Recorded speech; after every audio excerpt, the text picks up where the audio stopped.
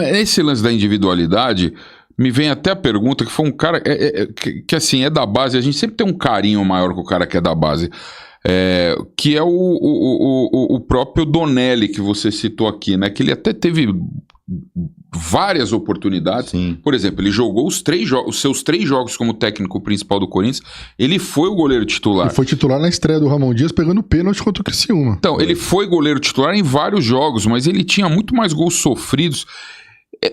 O futebol tem lance de azar também. O que aconteceu, você acha, com o Matheus Donelli ali? Ele foi goleiro de base da seleção. Foi goleiro de base da seleção. Porque visivelmente ele tinha... Esse sim tinha qualidade em base e tudo mais. Tinha destaque. Bom jogador, e não conseguiu jogar no principal. O lance. Aí eu quero entrar na primeira pergunta com o exemplo do Donelli. Quando você percebe que o jogador é o lance da maturação, que ele tá pronto para jogar no time principal? Bom, mais uma vez, são muitas variáveis, né? Quando a gente tem um jogador na base ali que começa a despontar, que começa a dar sinais ali de que pode ser um jogador promissor para o profissional, são muitas questões ali que vão determinar se esse atleta ele vai conseguir performar realmente no profissional da mesma maneira que ele performou na base. Primeiro que a característica do jogo já muda totalmente. O jogo do profissional é totalmente diferente do jogo da base. E na base também Qual é a diferença? A velocidade do jogo, o ritmo do jogo, a experiência de todos os personagens envolvidos ali no jogo é diferente. Na base, você tá jogando, por exemplo, no Sub-17, você tá jogando só com atletas Sub-17. E aquela correria insana. É só atleta de 16 e 17 anos. Não, então, o nível mais correria. É mais correria.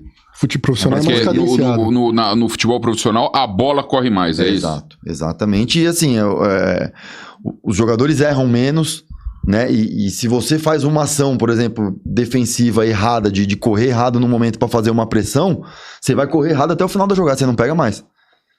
Porque você fez um movimento errado... Né? Então, assim, parece que o jogo do profissional, ele não é tanta correria igual o da base. Mas o jogo, ele é muito rápido, ele é muito veloz. O do profissional, sim. O da base é correria. É mais fácil jogar no profissional do que na base, né? Não é mais fácil. O profissional é mais controlado, mas com mais velocidade. Controlado. É difícil de você pegar o ritmo do jogo ali.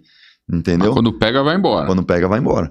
E aí, são muitas variáveis envolvidas ali. É a questão física, o atleta tá preparado fisicamente, o atleta tá preparado emocionalmente. É você jogar num estádio com 40 mil, com 50 mil. É você ter seu nome o fator emocional vinculado na mídia diariamente. Tudo que você faz começa a ficar em evidência. Acho que isso pode ter atrapalhado o Donelli, falando sobre ele? Que é um cara que você tem uma proximidade. Um cara, eu não tenho muita proximidade com ele, né? Ele foi um cara que ele recebeu muito bem ali, mas assim, um cara que cabeça muito boa, assim, um cara família boa, maduro, família boa. Isso é uma questão que interfere muito também as questões familiares. Então, assim, eu acho que é mais... Mas ele tava na maturação certa pra jogar no profissional, você acha? Eu acho que tava, porque ele sobe pro profissional, ele passa um bom período no profissional treinando. No banco, né? E tal. E o goleiro, ele tem uma condição que diferente dos jogadores de linha, o goleiro, quando ele não tá jogando, perde ritmo, Perde ritmo, não tem jeito. E o jogador de linha... O jogador de linha, ele mesmo que ele não seja titular, ele tá constantemente entrando no jogo. Ele vai, joga 20, joga 15, joga 30. O goleiro, quando ele é reserva, ele dificilmente entra. E aí, o cara fica, às vezes, 1 ano, 6 meses só treinando.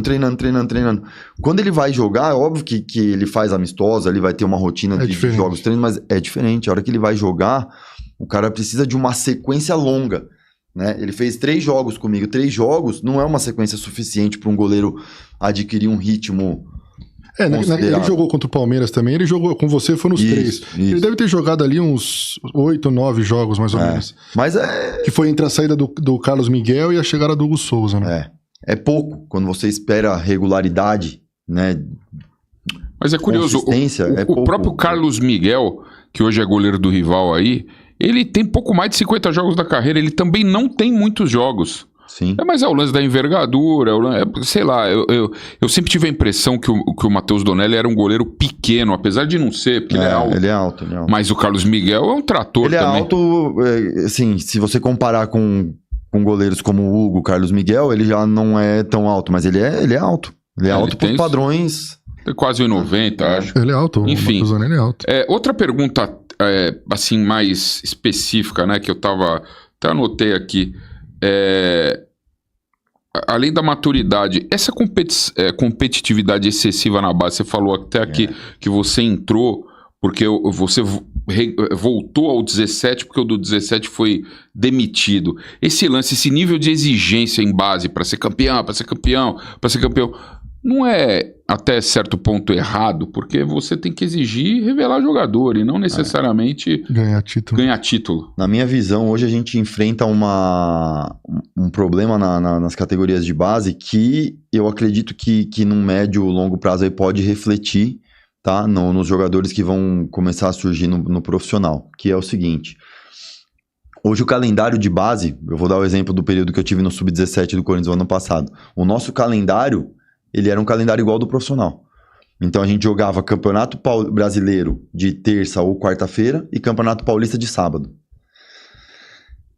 Que momento que a gente treinava? Pra quem tá se estruturando. E a gente tá falando de atletas de 16, 17 anos que precisam de conteúdo, eles precisam de treino, eles precisam treinar. Óbvio que o jogo, ele também faz parte da formação e ele também tem que jogar. Mas o jogador, ele precisa de uma semana cheia de treino, porque ele precisa receber conteúdo, ele precisa receber informação, ele precisa repetir, ele precisa, sabe, bater ser estimulado. E aí quando você joga quarta, imaginar, jogava quarta, um jogo do Campeonato Brasileiro na quarta-feira, no Rio Grande do Sul, né? Aí você joga na quarta, volta na quinta, chega aqui na quinta, quem jogou na quarta tá fazendo um período de um treino regenerativo ali para recuperar e tal. Na sexta tá batendo ainda 48 horas do jogo, então ele não tá totalmente recuperado, e no sábado ele já vai jogar, então você vai fazer um treino ali de ajuste já pro próximo jogo do sábado, né? E aí você passa, a gente jogou o Campeonato Paulista, ele começa em maio e vai até... Não, ele começa em maio e vai até novembro. E o brasileiro começa em abril e vai até novembro também. Então você passa o ano inteiro com esse calendário e você treina muito pouco. E aí aonde que vai estourar isso? Quando esse jogador chegar no profissional. Ele vai chegar com uma série de deficiências, de limitações que não é que não foi trabalhado na base porque não tinha competência dos profissionais que estavam na base. Não foi trabalhado porque não tinha tempo de trabalhar isso na base. E paralelo a isso, você tem que entregar resultado. Pois é. Porque você está representando uma camisa como o Corinthians, uma camisa como algum outro time grande, você tem que entregar resultado. Né? E a gente sabe que o resultado não é o mais importante, mas o resultado também é. O jogador que ele é formado pelo Corinthians, ele tem que ser acostumado a vencer. Assim como o jogador que é formado pelo Flamengo, pelo mentalidade vencedora, né? Ele tem que ser habituado a vencer, porque ele joga num time grande. Mas eu acho que a grande entrega de resultado dos profissionais da base é fazer o time revelar grandes jogadores que até rendam esportivamente pro time principal, como também financeiramente no futuro, né? Tem um amigo teu aqui, Dr. Walter Aires Júnior, tá mandando um abraço pra vocês. Viajaram juntos pra Espanha, né? Com o Corinthians, com a disputa.